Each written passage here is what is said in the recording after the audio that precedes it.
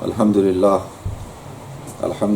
رب العالمین والعاقبۃ للمتقین والصلاة والسلام علی اشرف الانبیاء والمرسلین وعلی آلہ وصحبہ اجمعین،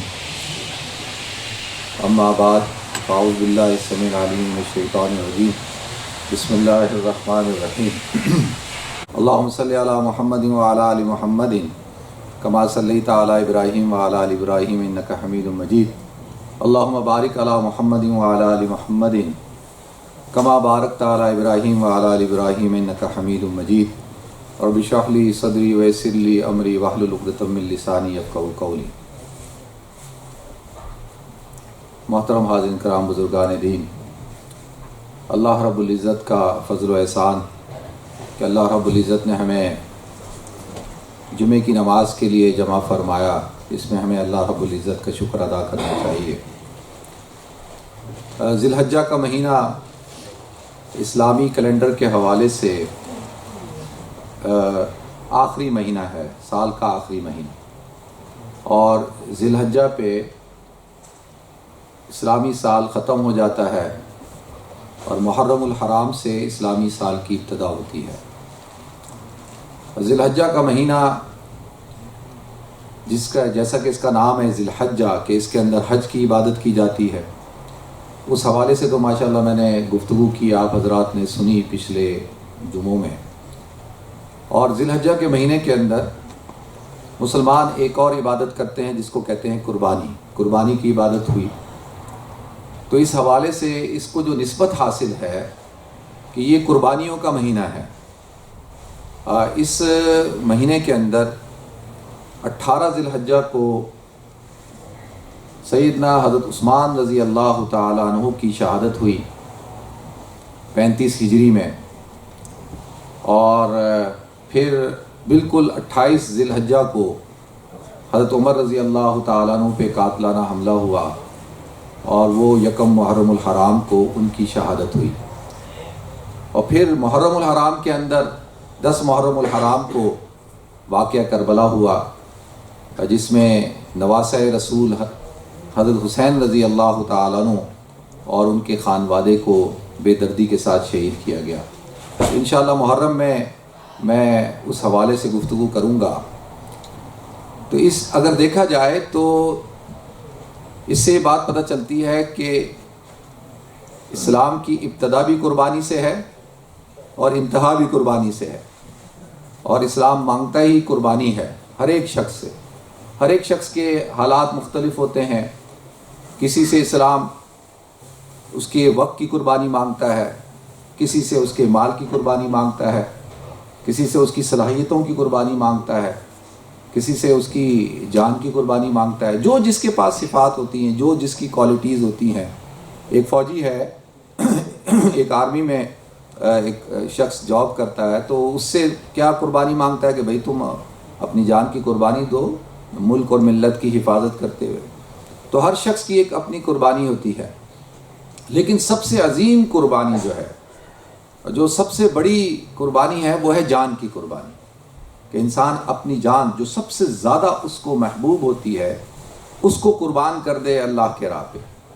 یہ بہت بڑی قربانی ہے، اور اسی لیے اس قربانی کا جو اجر ہے وہ اللہ رب العزت نے بہت رکھا ہے، اور دنیا کے اندر اس کو یہ مقام دیا کہ یہ شہید ہے، اور شہادت کا ایک بہت بڑا رتبہ ہے۔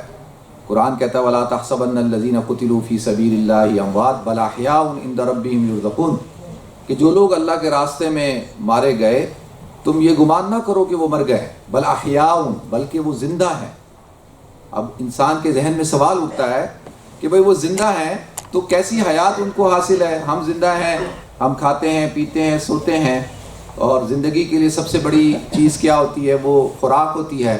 تو اللہ تعالیٰ نے اسی چیز کو سامنے رکھتے ہوئے کہا بل احیاء، وہ زندہ ہیں، عند ربہم یرزقون، ان کو ان کے رب کی طرف سے رزق دیا جاتا ہے۔ اور پھر دوسری جگہ کیا فرمایا وَلَا تَقُولُوا لِمَن يُقْتَلُ فِي سَبِيلِ اللَّهِ أَمْوَاتٌ بَلْ أَحْيَاءٌ، کہ وہ زندہ ہیں، ان کو یہ نہ سمجھو۔ اور پھر کیا فرماتے ہیں کہ لیکن تمہیں اس بات کا شعور نہیں ہے، تم اس حیات کا تمہارے جو ادراک ہے نا، ادراک، شعور کہتے ہیں انسان کے حواس خمسہ کو، کہ انسان کس چیز سے ادراک کرتا ہے؟ دیکھنے سے ادراک کرتا ہے. جو چیز نظر آ جاتی ہے کہتا ہے ہاں میں نے اپنی آنکھوں سے دیکھا، میں نے اپنے کانوں سے سنا، میں نے اس کی خوشبو سونگھی ہے، میں نے اس کو چکھا ہے، میں نے اس کو پکڑا ہے. تو یہ شعوری زندگی، تو شعور سے یہ انسان عقل کو استعمال کرتا ہے. تو اللہ کہتا ہے وہ تمہاری عقل میں نہیں آ سکتی یہ بات، لیکن وہ زندہ ہے عند ربہم یرزقون. تو اسلام کا جو یہ جو گلشن ہے، جو آج پوری دنیا کے اندر جس کی آبیاری ہوئی، اور الحمدللہ 1.5 ارب سے زیادہ جو مسلمان ہیں، اس گلشن کی جو آبیاری کی ہے وہ حضور اکرم صلی اللہ علیہ وسلم نے اپنے خون سے کی ہے، صحابہ کرام نے اپنے خون سے کی ہے، اور اہل بیت عظام نے اپنے خون سے کی ہے.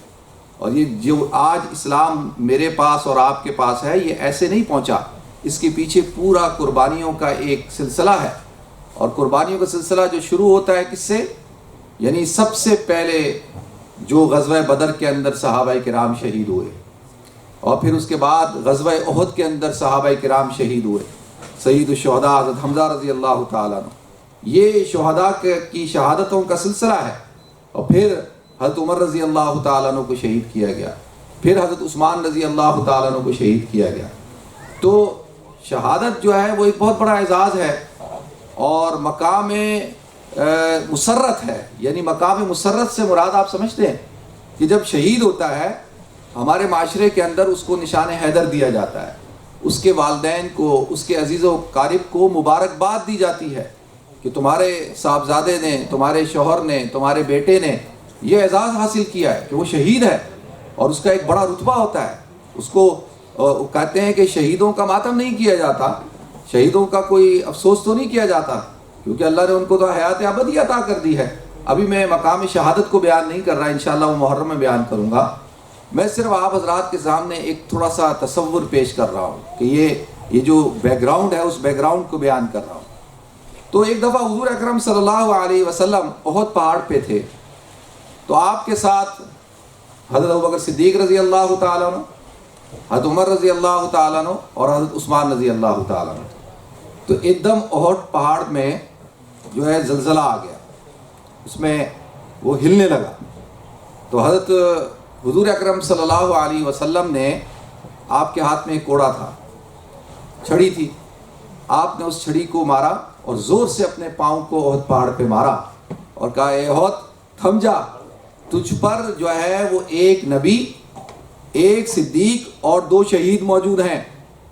تو اس سے علماء نے، یہ صحیح حدیث ہے، علماء نے کہا کہ حضور نے یہ پیشن گوئی کی تھی کہ حضرت عمر اور حضرت عثمان کو شہید کیا جائے گا. تو لہذا حضرت عمر رضی اللہ تعالیٰ کی شہادت بھی انشاءاللہ بیان کروں گا. تو میں چاہ رہا تھا تھوڑا سا آج آپ حضرات کے سامنے حضرت عثمان رضی اللہ تعالیٰ عنہ کے حالات اور ان کی جو شہادت ہے اس کے حوالے سے گفتگو کروں. دیکھیں اسلام کے اندر جو سب سے پہلے سابقون الاولون جو لوگ ہیں جو مسلمان ہوئے، ان میں حضرت خدیجۃ الکبریٰ رضی اللہ تعالیٰ عنہ، حضرت ابوبکر صدیق رضی اللہ تعالیٰ عنہ، اسی طرح سے حضرت علی رضی اللہ تعالیٰ عنہ، حضرت زید رضی اللہ تعالیٰ عنہ. آتا ہے کہ شروع کے جو لوگ ہیں، شروع کے 25 لوگوں میں جو لوگ اسلام لائے ان میں ایک حضرت عثمان رضی اللہ تعالیٰ عنہ بھی ہیں. تو حضرت عثمان وہ صحابی رسول ہیں جو سابقون الاولون ہیں، جو شروع کے اندر اسلام لائے. اللہ رب العزت نے کائنات کے اندر حضرت عثمان کو کئی اعزازات سے نوازا ہے جو اور صحابہ کرام کے پاس وہ اعزاز نہیں ہے.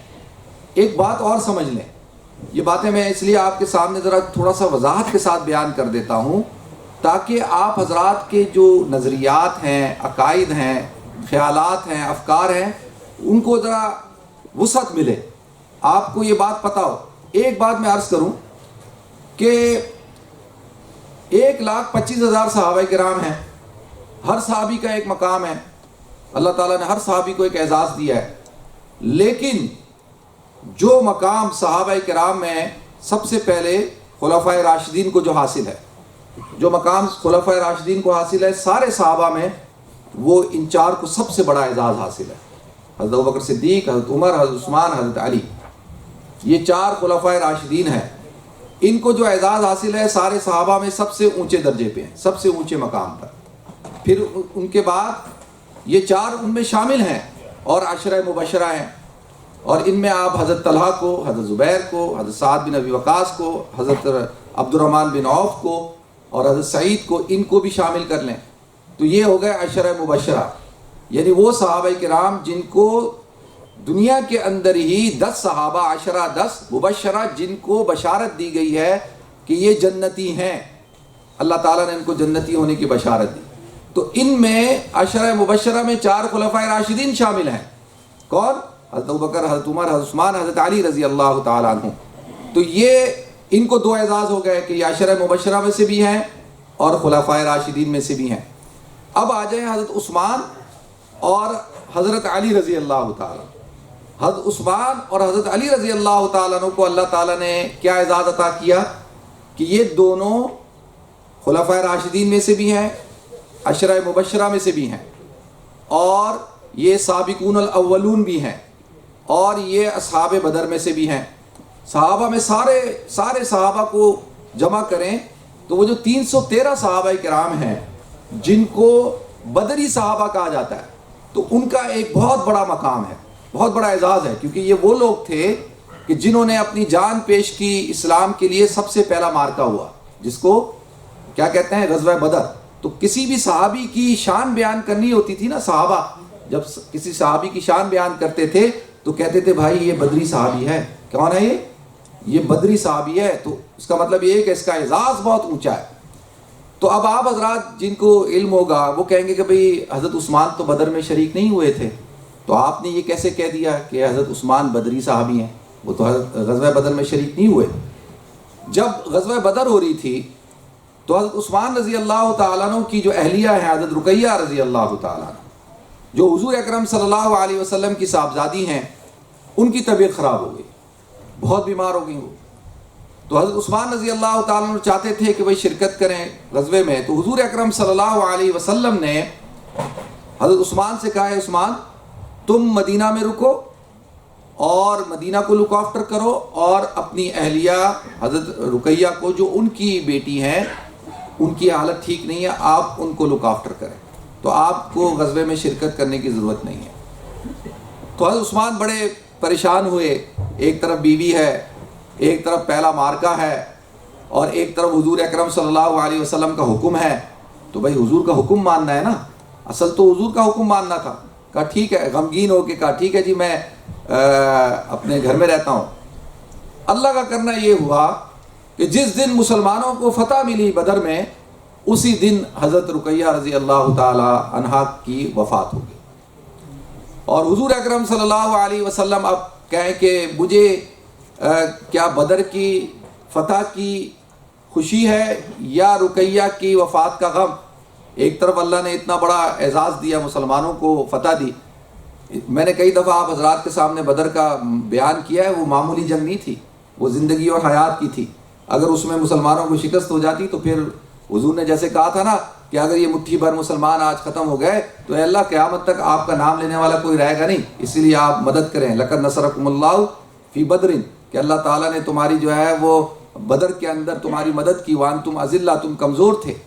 تو لہذا اب حضور اکرم صلی اللہ علیہ وسلم نے حضرت عثمان رضی اللہ تعالیٰ عنہ کو بلایا، اور جو مال غنیمت بدر میں سے ملا تھا آپ نے ان کو شامل کیا اور ان کو دیا کہ بھئی یہ کیونکہ میرے حکم کی وجہ سے رکے تھے، تو جو مال غنیمت آیا سارے بدری صحابہ کے اندر جو شرکت کی تھی ان کو ملا، حضرت عثمان کو بھی دیا۔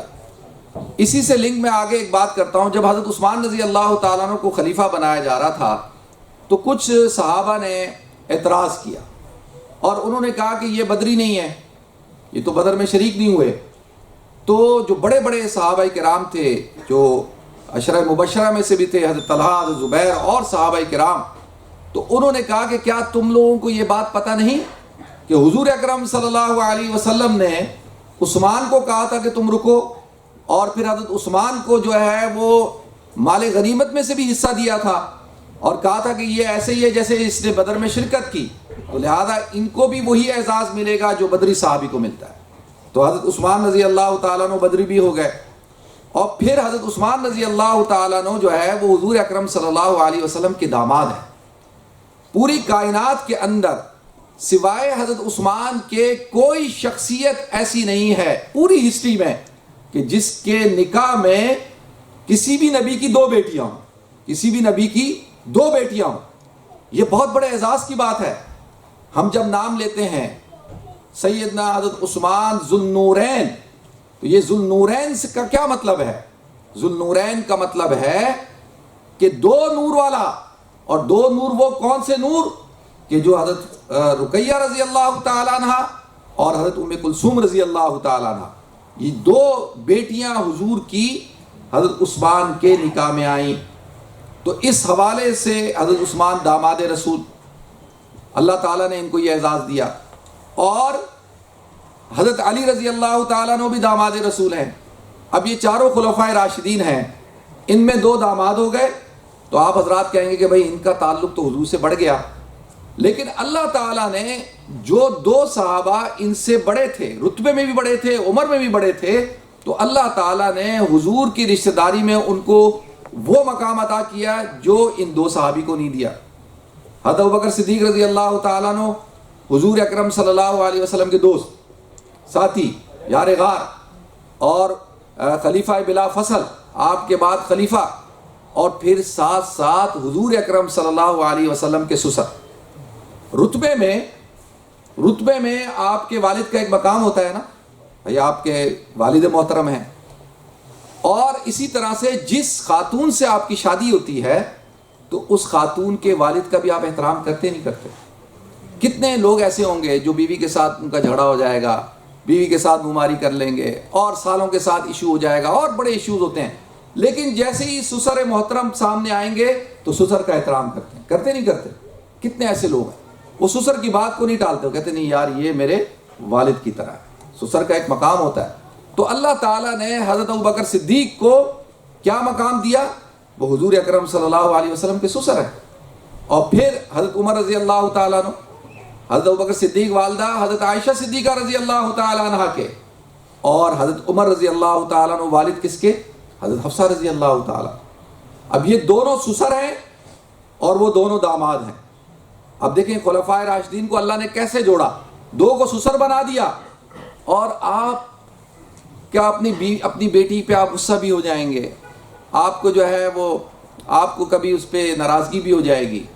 لیکن اگر داماد ایسا ہو، دیکھیں مرد ہوتا ہے نا، جب اپنی بیٹی کی شادی کرتا ہے نا، بیٹی کو رخصت کرتا ہے، تو اس کو بہت زیادہ ٹینشن ہوتی ہے، وہ اپنے جگر کے ٹکڑے کو دے رہا ہوتا ہے ایک مرد کے حوالے، کیونکہ وہ ایک مرد ہوتا ہے نا، اس کو پتا ہوتا ہے کہ میں اپنی بیٹی کس کے حوالے کر رہا ہوں۔ اور جس دن 2 دن بعد، 3 دن بعد، 4 دن بعد، 5 دن بعد، اور وہ مرد خاموشی کے ساتھ عورتوں کی باتیں سن رہا ہوتا ہے اور بیٹھتا ہے اپنی بیوی کے پاس، بڑے ڈرتے ڈرتے پوچھتا ہے کہ اور سناؤ کیا حال ہے، ڈرتے ڈرتے پوچھتا ہے بیٹی کیسی ہے، بیٹی خوش ہے، کیسی ہے۔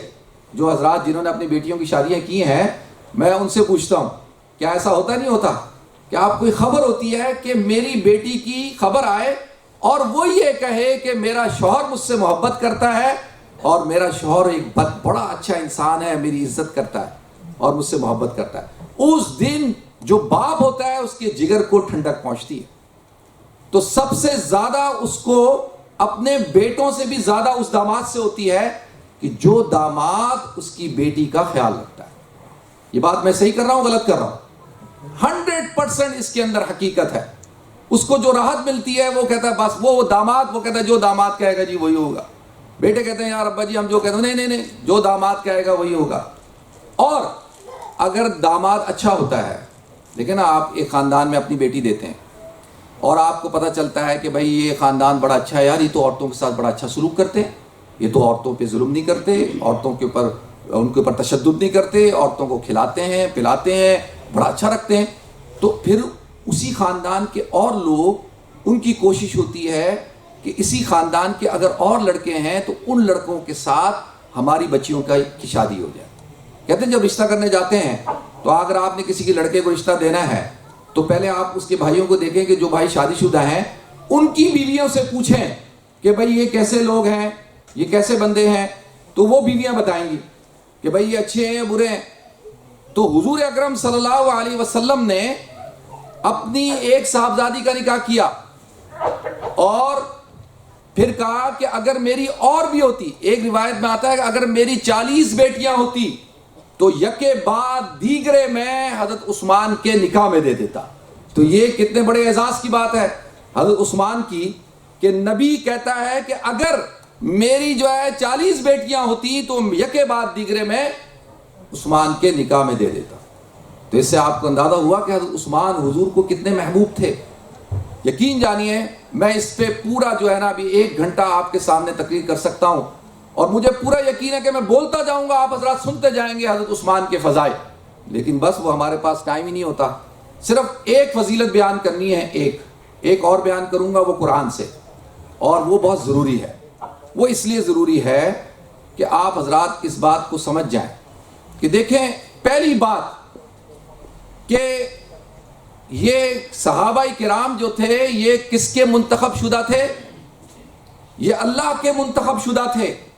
اللہ نے اس جماعت کو منتخب کیا حضور کی معیت کے لیے۔ یہ ایسا نہیں ہے کہ جی یہ مفاد پرست ٹولہ تھا۔ ہمارے ہاں میں نام لے کے کہتا ہوں کہ ہمارے جو شیعہ حضرات ہیں، جو روافظ ہیں، میرا ان سے صرف ایک سوال ہوتا ہے، میں کہتا ہوں یار ہم اس آدمی سے دوبارہ نہیں ملتے کہ جس کے بارے میں ہمیں پتہ چل جائے کہ یار یہ بندہ ٹھیک نہیں ہے۔ ہم کہتے ہیں یار اس کو سائڈ پہ کرو۔ عام آدمی اور حضور اکرم صلی اللہ علیہ وسلم جو اللہ کے پیغمبر ہیں، خاتم النبیین ہیں، جن کو اللہ تعالیٰ وحی کے ذریعے سے علم دیتا ہے، وہ اپنے ارد گرد ایسے لوگوں کو جمع کریں کہ جو مفاد پرست تھے، جو حضور کے انتقال کے بعد مرتد ہو گئے تھے۔ یار یہ بات تو سمجھ میں نہیں آتی، یہ بات عقل میں نہیں آتی، کہیں سے بھی نہیں آتی ہے۔ یہ کیسے ہو سکتا ہے کہ حضور دنیا سے جائیں اور صرف 4 صحابہ کے علاوہ سارے چھوڑ جائیں، سارے جو ہے مفاد پرست ہوں؟ یہ کیسے ہو سکتا ہے؟ یہ تو ممکنات میں سے نہیں ہے۔ اگر میرے ساتھی مجھے دھوکہ دیتے ہیں، اگر میرے ساتھی ٹھیک نہیں ہے، اگر وہ میری کمر پہ چھرا گھونپتے ہیں، اگر میرا بھائی ایسا ہے کہ جو ٹھیک نہیں ہے اور وہ میرے ساتھ جو سلوک کرتا ہے، لیکن مجھے تو پتا ہے بھائی، میں سمجھ جاتا ہوں، مجھے پتا ہے کہ یہ کون ٹھیک ہے کون ٹھیک نہیں ہے، اور حضور اکرم صلی اللہ علیہ وسلم ان کو پتہ ہی نہیں ہے۔ تو قرآن پاک میں اللہ تعالیٰ نے صحابہ کی، خاص طور پہ حضرت عثمان کی ایک فضیلت بیان کی ہے۔ وہ فضیلت آپ حضرات سنیں، میں 5 منٹ کے اندر بیان کرتا ہوں۔ قرآن کہتا ہے لَقَدْ رَضِيَ اللَّهُ عَنِ الْمُؤْمِنِينَ إِذْ يُبَايِعُونَكَ تَحْتَ الشَّجَرَةِ، کہ اللہ تعالیٰ راضی ہو گیا ان مومنین سے، اِذْ يُبَايِعُونَكَ تَحْتَ الشَّجَرَةِ، کہ جنہوں نے بیعت کی درخت کے نیچے۔ یہ اصحاب شجرہ کون ہیں؟ یہ اصحاب شجرہ 14,000 صحابہ کرام ہیں۔ حضور اکرم صلی اللہ علیہ وسلم گئے عمرہ کرنے کے لیے، مشرکین مکہ نے روک دیا آپ کو، سن 7 ہجری کی بات ہے، اور کہا نہیں یہ آپ نہیں کر سکتے، تو آپ کو روک دیا۔ آپ نے حضرت عثمان کو بھیجا، جاؤ عثمان جا کر جو ہے مذاکرات کرو، اور میرے نائب بن کر جاؤ مذاکرات کرو کہ بھئی ہم عمرہ کرنے آئے ہیں، ہم کوئی جنگ کرنے نہیں آئے، ہمیں عمرہ کرنے دو۔ انہوں نے کہا جی حضرت عثمان گئے، تو انہوں نے حضرت عثمان کو پکڑ لیا، اور افواہ پھیل گئی کہ حضرت عثمان کو شہید کر دیا گیا، حضرت عثمان کو شہید کر دیا گیا۔ تو حضور اکرم صلی اللہ علیہ وسلم نے، ضمن ایک اور بات بتا دوں، مشرکین مکہ نے حضرت عثمان کو آفر کی کہ عثمان تم آئے ہو، کتنے سالوں کے بعد آئے ہو۔ حضرت عثمان واحد صحابی رسول ہیں کہ جنہوں نے حضرت ابراہیم کے بعد جنہوں نے اپنی بیوی کے ساتھ 2 ہجرتیں کی ہیں، ایک حبشہ کی ہجرت کی اور ایک مدینہ کی۔ یہ اعزاز بھی اللہ نے حضرت عثمان کو دیا، کہا عثمان مکہ تمہارے سامنے ہے، بیت اللہ طواف کرو، عمرہ کرو۔ تو حضرت عثمان نے کہا یہ کیسے ہو سکتا ہے، حالانکہ وہ کر لیتے، کیا حضور منع کرتے؟ بھائی حضور کو بتاتے کہ عثمان نے عمرہ کر لیا تو حضور کیا ناخوش ہوتے؟ کہتے ٹھیک ہے بھائی، بیت اللہ کو دیکھا، اگر عمرہ کر لیا طواف کر لیا تو کیا بات ہے۔ تو حضرت عثمان نے کہا نہیں، یہ کیسے ہو سکتا ہے کہ ہمارے آقا سیدنا محمد صلی اللہ علیہ وسلم کو تو روک دیا جائے عمرے سے، اور صحابہ کرام کو تو روک دیا جائے، اور آپ جو ہے وہ مجھے اجازت دے رہے ہیں، تو میں عمرہ کر لوں؟ میں نہیں کر سکتا یہ، کیونکہ جب تک حضور نہیں کریں گے میں بھی نہیں کروں گا۔ تو حضور اکرم صلی اللہ علیہ وسلم کو جب یہ بات پتہ چلی بعد میں، تو آپ نے کہا کہ یہ کوالٹی ہوتی ہے ایک کس کی؟ ایک عاشق کی، یہ کوالٹی ہوتی ہے ایک وفادار ساتھی کی۔ تو اب افواہ پھیل گئی کہ بھئی حضرت عثمان کو جو ہے وہ شہید کر دیا گیا۔ اللہ کے رسول صلی اللہ علیہ وسلم نے صحابہ کرام کو جمع کیا اور کہا کہ ہم حضرت عثمان کے خون کا بدلہ لیں گے، اور آپ کو سب کو جمع کیا، اور سب سے کہا کہ موت کے اوپر بیعت کرو، جب تک زندہ ہے، خون جان میں جان ہے، اس جسم میں خون ہے، بدلہ لیں گے۔ سب نے کہا جی لیں گے۔ قرآن کیا کہتا ہے؟ ان الذین یبایعونک انما یبایعون اللہ ید اللہ فوق ایدیہم۔ سارے حضور نے اپنا سیدھا ہاتھ رکھا، سارے صحابہ کرام نے اپنا ہاتھ رکھنا شروع کیا، ایک دوسرے کا ہاتھ پکڑتے ہوئے 14,000 صحابہ کرام بیعت کر رہے ہیں۔ کس کے ہاتھ پہ؟ حضور کے ہاتھ پہ۔ اور کس بات پر بیعت کر رہے ہیں؟ کہ حضرت عثمان کی شہادت کا بدلہ لینا ہے۔ پھر اللہ کے رسول سارے صحابہ کے ہاتھ کے اوپر اپنا ہاتھ رکھتے ہیں، یہ والا ہاتھ، اور کہتے ہیں کہ یہ عثمان کا ہاتھ ہے۔ یہ کس کا ہاتھ ہے؟ یہ عثمان کا ہاتھ ہے۔ اور اللہ کہتا ہے ید اللہ فوق ایدیہم، اور ان سب کے ہاتھوں پر کس کا ہاتھ ہے؟ اللہ کا ہاتھ ہے۔ اب آپ بتائیں، اللہ کہے میں ان مومنین سے راضی ہوں، اللہ کہے میں اصحاب شجرہ سے راضی ہوں، تو جس صحابی کے لیے یہ بیعت کی جا رہی ہے، جس صحابی سے بدلہ لینے کے لیے بیعت کی جا رہی ہے، اس صحابی کا کیا مقام ہوگا؟ ان کا کیا مقام ہوگا؟ ان کا مقام سب سے اونچا، کہ حضور اپنا ہاتھ ان کا ہاتھ کہیں، اور ان کے ہاتھ پہ اللہ کہے میرا ہاتھ ہے، اور کہا جائے کہ بھئی وہ صحابی جو تھے وہ منافق ہو گئے تھے، مرتد تھے، اسلام سے پھر گئے تھے۔ یہ بات عقل میں آتی؟ آخری بات عرض کر دوں، 1 منٹ رہ گیا۔ امام اعظم ابو حنیفہ رحمۃ اللہ علیہ کے پڑوس میں ایک رافضی رہتا تھا، اور وہ صحابہ کرام کو بڑا گالیاں دیتا تھا۔ پتہ آپ کو 18 ذی الحجہ کو یہ عید غدیر بناتے ہیں، عید غدیر بناتے ہیں۔ جس دن حضرت عثمان رضی اللہ تعالیٰ عنہ کی شہادت ہوئی، اس دن عید ہے، اور وہ اب وقت نہیں ہے ورنہ میں اس پہ آپ کو بتاتا۔ اچھا بھائی، پھر جو ہے وہ اب وہ بات ادھر سے ادھر چلی جائے گی۔ حضرت امام اعظم ابو حنیفہ رحمۃ اللہ علیہ جو ہے، انہوں نے اس کو پتہ چلا کہ وہ بیمار ہو گیا ہے، تو آپ اس سے ملنے کے لیے گئے۔ آپ کیا ہوا؟ ملنے کے لیے گئے، اور جا کے ملے اور سے کہا بھائی تمہارا کیا حال ہے؟ ٹھیک ہو؟ پہلے تو بڑا حیران ہوا کہ بھائی میں تو ان کو برا بلا کہتا ہوں، میں تو ان کو کافر کہتا ہوں، میں تو ان کے صحابہ کو ڈس رسپیکٹ کرتا ہوں، تو یہ مجھے عیادت کرنے کے لیے آئے۔ تو امام صاحب نے کہا مجھے پتہ چلا تم بہت بیمار ہو، تو میں تمہارے پاس جو ہے وہ تمہاری پریشانی کم کرنے کے لیے آیا ہوں۔ مجھے پتہ چلا کہ تمہاری ایک بیٹی ہے اور اس کی ابھی تک شادی نہیں ہوئی۔ کہا بالکل ہے۔ تو کہا میرے پاس ایک بہت اچھا رشتہ ہے، شخص مالدار ہے، اور بڑا اس کے پاس سب کچھ ہے، اور بڑا اچھا انسان ہے۔ تو اس نے کہا بھائی اس سے اچھی کیا بات ہے؟ اور امام صاحب کو کہتا ہے یار آپ تو بڑے اچھے آدمی ہیں، آپ کو میری بیٹی کی فکر ہے، میں تو ایسے ہی آپ کو برا سمجھتا تھا۔ تو امام صاحب نے کہا کہ دیکھو ایک خرابی ہے اس کے اندر۔ کیا خرابی ہے؟ ایک خرابی ہے کہ وہ مذہباً جو ہے وہ یہودی ہے۔ اب جو اس کے چہرہ کی رنگت بدلی، وہ کہتا ہے اچھا میں اپنی بیٹی کا نکاح، بیٹی کی شادی جو ہے ایک یہودی سے کر دوں؟ یہ کیسے ہو سکتا ہے؟ میں نہیں کر سکتا۔ اور غصہ ہونے لگا، آپ میرے پاس رشتہ لے کے کیوں آئے؟ آپ نے یہ بات کی کیوں؟ تو امام صاحب نے کہا اچھا تو اپنی بیٹی کی شادی نہ کر یہودی سے، اور اللہ کا نبی جو ہے وہ اپنی 2 صاحبزادیاں دے دے اس شخص کو جو مسلمان ہی نہیں تھا، جو مرتد ہو گیا اور جو اسلام سے پھر گیا، تو یہ کیسے ممکن ہو سکتا ہے؟ تو وہ ایک دم خاموش ہو گیا، اور امام صاحب سے کہتا ہے کہ میں آج آپ سے معافی مانگتا ہوں اور اللہ کے رسول سے معافی مانگتا ہوں کہ میری عقل کے اوپر پردہ پڑ گیا تھا، آج آپ نے میری عقل سے پردے کو ہٹا دیا۔ تو لہذا یہ تھے ہمارے صحابہ کرام، اور یہ تھے کون؟ خلفائے راشدین۔ تو اللہ تعالیٰ حضرت عثمان کے درجات کو بلند فرمائے۔ دیکھیں آخری بات، حضرت عثمان کو شہید کیا گیا۔ آج کے دور کے اندر کسی کے پاس طاقت ہو، اختیار ہو، اچھا میں اس لیے مثال دیتا ہوں تاکہ آپ حضرات کے علم میں آئے۔ بشار الاسد جو ہے ابھی پچھلے دنوں الیکشن ہوا، پتہ آپ کو کتنے پرسنٹیج سے جیتا ہے؟ وہ 97% سے جیتا ہے۔ شام کے اندر الیکشن ہوتا ہے، 97% ووٹوں سے جیت جاتا ہے، اور لاکھوں لوگوں کو اس نے مروا دیا۔ کیوں؟ اس کے پاس پاور تھی۔ حضرت عثمان سے کہا گیا اے عثمان آپ خلیفۃ المسلمین ہیں، مومنین ہیں، آپ ابھی حکم دیں، یہ 1000 بلوائی ہیں، ان کو ابھی ختم کر کے رکھ دیں گے۔ تو حضرت عثمان نے کہا نہیں، میں نہیں چاہتا کہ میری وجہ سے مسلمانوں کی تلواریں آپس میں ایک دوسرے کے خلاف چلیں۔ میں نہیں چاہتا کہ مدینہ منورہ کے اندر جو ہے میں وہ شخص ہوں کہ اللہ کے رسول کے دربار میں جب پہنچوں تو کہوں، اللہ کے رسول پوچھیں عثمان تم کیا کر کے آئے، تمہاری وجہ سے مدینہ کی حرمت پامال ہوئی۔ کہا میں یہ نہیں چاہتا، میں مظلوماً شہید ہو جانا چاہتا ہوں، لیکن میں یہ نہیں چاہتا کہ میری وجہ سے مسلمان آپس میں لڑیں۔ تو آپ نے اقتدار، اختیار، طاقت ہوتے ہوئے اپنے آپ کو شہید کروا لیا، لیکن جو ہے وہ مسلمانوں کو آپس میں لڑنے نہیں دیا۔ حضرت عثمان کے بارے میں پتہ ہے کیا کہا جاتا ہے؟ شہید مظلوم، طاقت، اختیار، قوت ہوتے ہوئے اپنے گھر کے اندر جو ہے وہ شہید ہو گئے۔ یہ بہت بڑا مقام ہوتا ہے۔ اللہ تعالیٰ ان کے درجات کو بلند فرمائے، اللہ تعالیٰ ہم سب کو عمل کرنے کی توفیق عطا فرمائے۔ وآخر دعوانا الحمدللہ رب العالمین۔